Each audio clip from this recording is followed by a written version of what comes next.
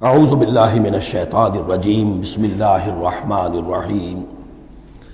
اب آ رہی ہیں دو آیتیں جو خاص رمضان کے روزے سے متعلق ہیں، حکمت اور غرض و غایت۔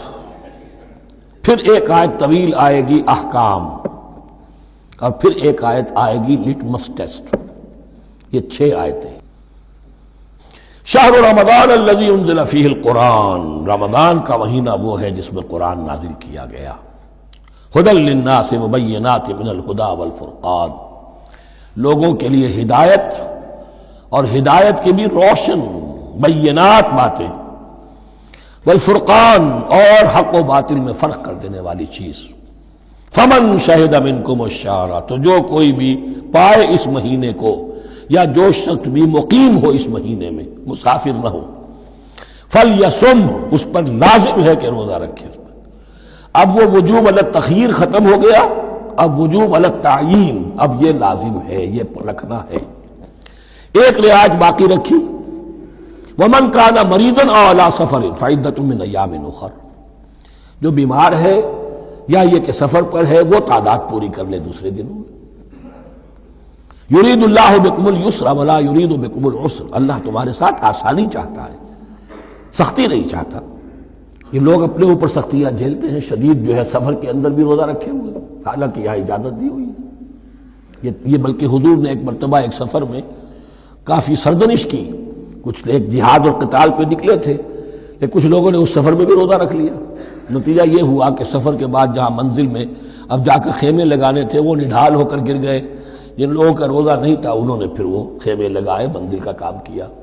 تو حضور نے فرمایا کہ لیس من البر الصیام فی السفر، روزے رمضان اس میں سفر میں روزہ رکھنا کوئی نیکی کا کام نہیں ہے۔ لیکن ہمارا تصور اور ہے، 105 بخار چڑھا ہوا ہے، روزہ نہیں چھوڑوں گا میں، روزہ تو میں نے رکھا ہوا ہے، یا روزہ تو میں نہیں چھوڑوں گا۔ حالانکہ جہاں رعایت اللہ کی ہے اس رعایت سے فائدہ نہ اٹھانا ایک طرح کا کفران نعمت ہے۔ وَلِتُكْمِلُوا الْعِدَّةَ، لیکن تمہیں عدت اور تعداد اب پوری کرنی ہوگی۔ وہ جو تھی ایک رعایت کہ فدیہ دے کر فارغ ہو جاؤ، وہ نہیں ہے۔ وَلِتُكَبِّرُوا اللَّهَ عَلَىٰ مَا هَدَاكُمْ، اور تاکہ تم تکبیر کرو اللہ کی اس پر کہ جو اس نے ہدایت تمہیں عطا فرمائی۔ وَلَعَلَّكُمْ تَشْكُرُونَ، اور تاکہ تم شکر کر سکو اس نعمت عظمیٰ کا جو قرآن حکیم کی شکل میں تمہیں دی گئی۔ اس موضوع پر میرا کتابچہ عظمت صوم اور عظمت صیام و قیام قرآن، اس میں یہ سارے مضامین تفصیل سے آئے ہیں، کیا حکمت ہے، کیا غرض و غایت ہے، کیا مقصد ہے، اور آخری منزل کیا ہے، وَإِذَا سَأَلَكَ عِبَادِي عَنِّي فَإِنِّي قَرِيبٌ۔ مطلوب تو یہ ہے کہ تمہارا جو یہ جسم حیوانی ہے یہ کچھ کمزور پڑے، روح ربانی جو تم میں پھونکی گئی ہے اسے تقویت حاصل ہو۔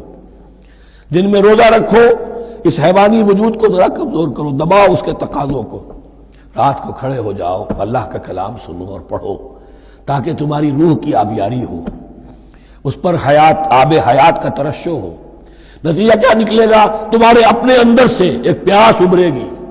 وَإِذَا سَأَلَكَ عِبَادِي عَنِّي فَإِنِّي قَرِيبٌ، تقرب الی اللہ کا جذبہ پیدا ہوگا۔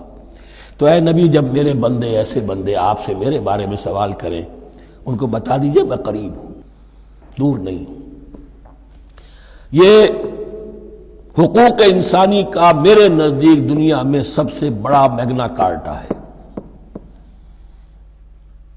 اللہ اور بندے کے درمیان کوئی فصل نہیں ہے، فصل اگر ہے تو تمہاری اپنی خباثت ہے۔ اگر تمہاری نیت میں فساد ہے، حرام خوری تو کرنی ہی کرنی ہے، تو اب کس منہ سے اللہ سے دعا کرو گے؟ پھر جاؤ گے کسی پیر کے پاس، آپ دعا کر دیجئے، یہ نذرانہ حاضر ہے۔ یہ طریقہ کیا ہے؟ انسان کا نفس حائل ہے اور کوئی نہیں، ورنہ ہم تو مائل بے کرم ہیں، کوئی سائل ہی نہیں، راہ دکھنا ہے کسی رہنوی منزل ہی نہیں، کوئی پوپ نہیں، کوئی پنڈت نہیں، کوئی پادری نہیں، کوئی پیر نہیں، کوئی نہیں۔ جب چاہو اللہ سے ہم کلام ہو جاؤ، اس سے بڑا حق کیوں خالق و مخلوق میں حائل رہے پردے، پیران کلیسا کو کلیسا سے اٹھا دو۔ میرا ہر بندہ جب چاہے جہاں چاہے مجھ سے ہم کلام ہو جائے۔ ہاں شرط ہے اس کی، وہ شرط آگے آ رہی ہے، اجیب دعوت الداعی اذا دعان، میں تو ہر پکارنے والے کی پکار سنتا ہوں، اور سنتا نہیں جواب دیتا ہوں، اور صرف جواب نہیں دیتا قبول کرتا ہوں۔ اجابت میں یہ تینوں چیزیں موجود ہیں۔ اور اذا دعان، جہاں مجھے پکارے جب پکارے، دیر اینڈ دین میں موجود ہوں، لیکن شرط کیا ہے؟ فَلْيَسْتَجِيبُوا لِي، انہیں بھی تو میرا کہنا ماننا چاہیے، یہ یک طرفہ بات نہیں ہوگی۔ فَاذْكُرُونِي أَذْكُرْكُمْ، تم مجھے یاد رکھو گے تو میں تمہیں یاد رکھوں گا، یہ دو طرفہ معاملہ ہے۔ تم شکر کرو گے میں تمہاری قدردانی کروں گا، تم میری طرف چل کر آؤ گے میں بھاگ کر آؤں گا، تم بارش برآؤ گے میں ہاتھ بڑھاؤں گا، لیکن تم رخ موڑ لو گے ہم بھی رخ موڑ لیں گے۔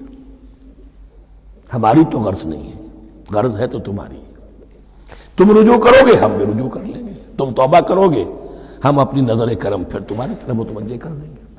لیکن ہر چیز ان تنصر اللہ ینصرکم، اللہ کی مدد کرو گے تو اللہ تمہاری مدد کرے گا۔ تمہاری دوستیاں ہو، پینگے بڑھا رہے ہو اللہ کے دشمنوں کے ساتھ، ساز باز ہو اللہ کے دشمنوں کے ساتھ، اور کھڑے ہو جاؤ قنوت نازلہ میں اللہ سے مدد مانگنے کے لیے، تم سے بڑا بے وقوف کون ہوگا؟